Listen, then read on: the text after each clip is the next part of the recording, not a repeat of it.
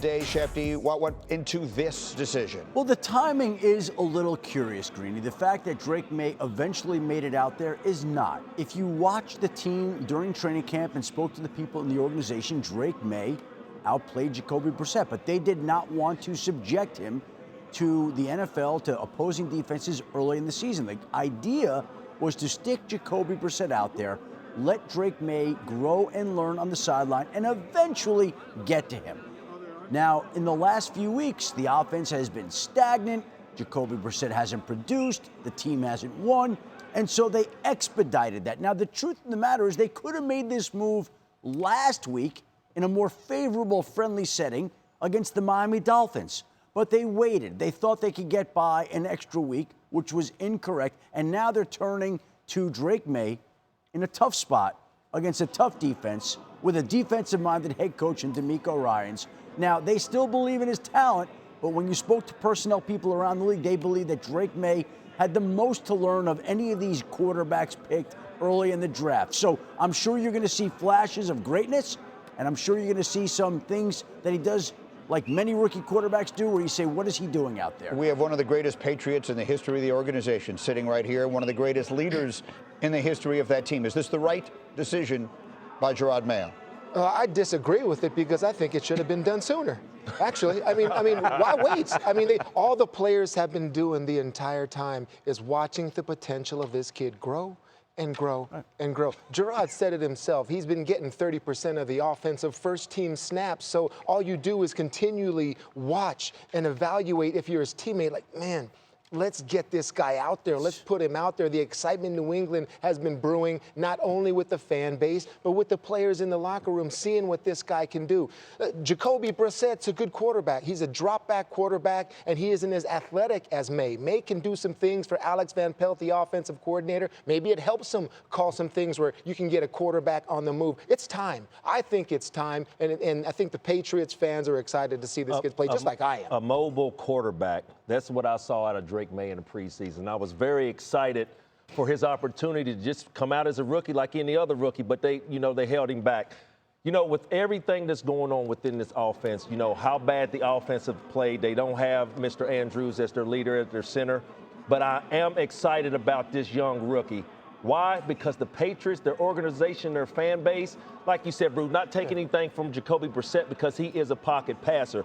But now we're talking about the mobile era, Greeny. The mobile quarterbacks, being able to get my quarterback out of the pocket. So you talking about Van Pelt being the OC? Yeah. I expect the first couple of plays of him moving this quarterback. If it's not there, use your legs. So, Greeny, I am excited about Drake Maye. I'm excited about him too, but I think the organization needed to be more patient with this guy. This team's not ready to win right now. And I thought the plan all along, hearing the same things that you did, Adam, about how this guy needs some time to develop. All right, develop as, learning the game, but also develop as a leader. And I think there are opportunities here that if you're a little more patient, that you might get better results. I think sometimes these kids get thrown to the wolves a little too early. And then if they don't have immediate success, which I don't know if Tom Brady can have success with this group. How patient do you think, Rex? How much longer you think? How patient? Well, no, I mean, I can understand, like, at least get to the bye. Now he's got 2 weeks to prepare. I'm just Teddy, shocked. you draft a quarterback like him because you want someone to be your quarterback for the next decade. I'm not a scout, but I host the draft. I accumulate and aggregate what everybody says. To a person, literally every analyst said, this kid is not ready to play. This kid needs to sit and learn. They need to be patient with this kid. And you go out and you have a bad start to your season, and now you're rushing to him for all the reasons that you're talking about. Just like Mike Tyson said, everyone's got a plan until they get punched in the face. The Patriots have been punched in the face, and I think there are a lot of people who believe they are rushing a kid in who is not ready. You're going to sit him the whole year? Yes. I mean, what are you going to do? I mean, there were people who said that was the right play. Everybody points to Mahomes because sitting the whole year was so great for him. There was a #1 overall pick that was there in Alex Smith that could hold it down. Alex, what's up, man, by the way? Anyway, but I'm telling you, that doesn't happen. It just doesn't happen in the league. It's too much. It's like you're the 3rd overall pick. You learn by playing. Get him out there and start learning. That's what has to happen. Will it look any worse? If you can play, It's not gonna look It's worse. not about whether It's not it gonna looks look worse. It's about whether it is good for his development or not. The most important thing they can do is develop him into a great quarterback. What their record is this year is not the number one you priority. don't develop a kid by sitting on the bench. There are he two develops things in by my mind. playing. There are He two things in my develops by mind playing. here, right? I can see and remember the Giants and the Vikings making calls to move up for Drake Maye because they loved him and they believed in his potential and talent. And there were many people who felt like Drake Maye could be the best quarterback in that class. And I also can see so many quarterbacks who have been picked high in the draft, who've been put out there before they were ready. When organizations said they were going to be patient, we're not going to stick him in there before he's ready. We're going to wait a long time. And then they do put him in there, and they ruin the guy before he can become the quarterback that all the teams wanted to trade up to get. Real quick, going into our 6th week, this man has been sitting on the sideline with the earpiece in. So I don't think today the play calls coming in, I don't think the play clock is going to be a problem. What I think will be a problem is the third down and manageable downs. Should he throw it or should he run it? So I think, Adam, you're talking about he's going to show some good signs Flashes of brilliance. right before our eyes, and then he's going to show some horrible things.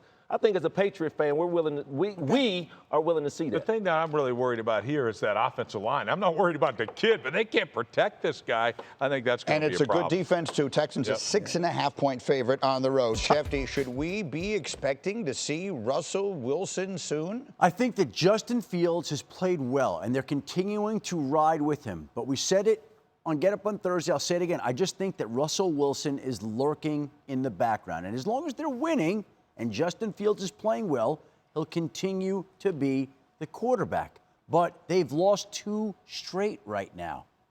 If they struggle today, Russell Wilson is healthy for the first time all season. This was supposed to be a 4 to 6 week injury. Well, we're now at 6 weeks. He was full practice this week for the very first time. This is the guy that Mike Tomlin said was the starter going into the season. And so they have the option to go to him at any point in time. Justin Fields keeps winning, all good.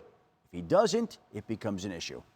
I love the way Mike Tomlin's handling this, really. I mean, Justin Fields is going out there knowing that you got no guarantees anymore. I mean, knowing that Russell was the emergency third-string quarterback is different when you're out there playing quarterback. Knowing now that you play poorly, is a chance you're gonna go to the bench is a different mindset if you're a quarterback. You said an interesting thing to me last night as well, that the way he being Mike Tomlin is handling Russell Wilson as well, not just immediately giving him the ball back. Yeah, almost serving up a slice of humble pie at the same time to Russell Wilson, calling him the second-string quarterback and knowing Russ that, no, you've got to earn every single snap that you get from me because this is the Pittsburgh Steelers, okay? And who plays quarterback matters, and Mike Tomlin makes the call on this. There's no doubt who's calling the shots here in terms of how this quarterback plays. I just think this eventually gets to this, okay? I think Russell Wilson does get it eventually, but I don't think Justin Fields should be denied some type of package for red zone opportunities. You know, over the last couple of weeks, you're talking about the 2 losses to the Pittsburgh Steelers, looking at the quarterback play with Justin Fields, and it's more like he could have hit that throw. But then when you sit there and look back, dude, this guy's a professional athlete. He should have hit that throw. So you hear, Mike Tomlin leaving that door open for Russell Wilson, rightfully so, because at points of the time in the last 2 weeks, he needed an experienced quarterback.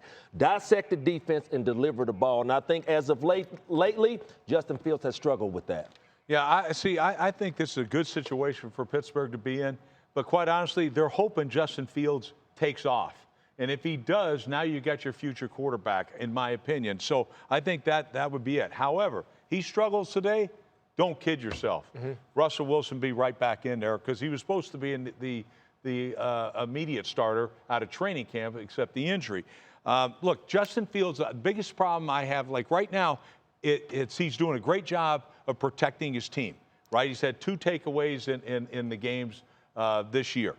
However, he holds the ball a little bit too much right now, and that's going to present some opportunities for these Raider pass rushers. So I don't think it's just a given that they're going to run over the Raiders today. That has been the knock on him, basically going back to when he was coming out. Look, Jaden Daniels is the story here, obviously. Randy, you were talking last night. It was fascinating to me. With a win today against Lamar Jackson, what could he become? Well, what it could be, is a household name. You know, you got all the kids coming tomorrow. Hey, Mom, I need that Jaden Daniels Washington Commander jersey, and I need it today. And the reason why I say that is you think back all the way back to Lamar Jackson, coming out of college at Louisville, won the Heisman. He wanted to come in as a rookie and set his mark just like Jaden Daniels done. Daniels is doing. One thing people are comparing him and Lamar Jackson, and Jaden Daniels as a young rookie saying, I don't like that comparison. The reason why, I want to make a name for myself. With all the weight that this young man is carrying on his shoulders, everybody's looking at the run game, rightfully so, because with Brian Robinson Jr. being out today, well, what is the running game going to come from? Ladies and gentlemen, it has not been Brian Robinson Jr. It has been the legs of the young rookie Jaden Daniels. So today, he's going to have some help with Austin Eckler in the backfield. But what I really want to see once we get down in the red zone, how much did Dean Pease come in and help this secondary? Because, Rex, I asked you earlier, how fast is Jaden Daniels? You said they said he's a what? 4.3. So nobody really knows. So today the Baltimore Ravens is going to get a look at somebody that's very similar to their quarterback. The only thing is about this game, in my opinion, Baltimore is going to do a way better job than any team has so far in pass rush lanes. Like, they do a great job. Chuck Smith, the defensive line coach, is outstanding. And they have an idea of how you can corral these running quarterbacks. So I don't think the opportunity to scramble, maybe design runs, but I don't think he's going to have the scramble opportunities as much as he's had in the past. And I know we got a tape of Jaden Daniels. Yeah, Teddy has that. You're talking, exactly you're talking what defensive about. ends and pass rush by the D-line, but also the linebackers come into effect to this in terms of what they do. You're right, the Baltimore Ravens have outstanding plans on how they deal with quarterbacks, scrambling quarterbacks, okay? You think this kid 15 is a pretty good scrambler? Yes, he is. So this is Roquan Smith and Simpsons against Pacheco and Mahomes. Simpson has the back right here because he's on his side. Roquan has the spy. But as Pacheco goes over to Roquan, they switch seamlessly. All right, they change responsibilities. One gets the back, the other becomes the spy. You see the change, you see the read. It's almost like a book call we used to have because you're reading the back and the quarterback on how you spy. Those type of creative concepts they have here at the Baltimore Ravens. It's why they're the best doing it, is what Rex is talking about. And I'll tell you this, in terms of tests and steps up in competition, this is it, okay, for the Washington Commanders, because the record, the four records on their wins is 6-14. There are 4 wins by those opponents. It's 6-14. All right, now you're playing the best in the league, and now let's really see what you got today. Who's been able to stop Lamar Jackson as soon as he got to the National Football? I'm talking about getting out the pocket. We talk about each week, hey, man, design some plays to get out of the pocket. No, just let Lamar be Lamar. Who has stopped Lamar Jackson as soon as he's gotten to the National Football League? Nobody, right? Nobody. I don't see it happening with Jaden Daniels. There's a reason why this man, as a rookie, the #1 selling jersey in the National Football League. Is it because of his arm or is it because of his legs? This man won the Heisman Trophy last year, and he has not disappointed any football fans. It's a big game today. Dean Pease, man, he got some work cut out for him. Yeah, man. I mean, over 1,200 yards passing and over 300 yards rushing for that rookie sensation. But today, I think it's going to be tough. But to me, I'm going to flip it on the other side of the ball, because you want to beat Baltimore? How about stopping 2 Hall of Famers, a Hall of Fame quarterback in Lamar Jackson, a Hall of Fame running back in Derrick Henry? Good luck with that one. You may not even get the ball back. I mean, so to me, that's going to be the real issue. Can this Commanders defense hold up against that Baltimore Raven? And those two, specifically Henry and Lamar Jackson, I think the answer is no. Those are the big things. One of the biggest things for me early in the season, yes, we're going into week 6, but they used a lot of Zay Flowers early in the season. And I said I didn't think that would work. But as of lately, over the last 2 weeks, the tight ends have been stepping up for Lamar Jackson. So the Washington Commanders, Dan Quinn, that defense has their work cut out for them also.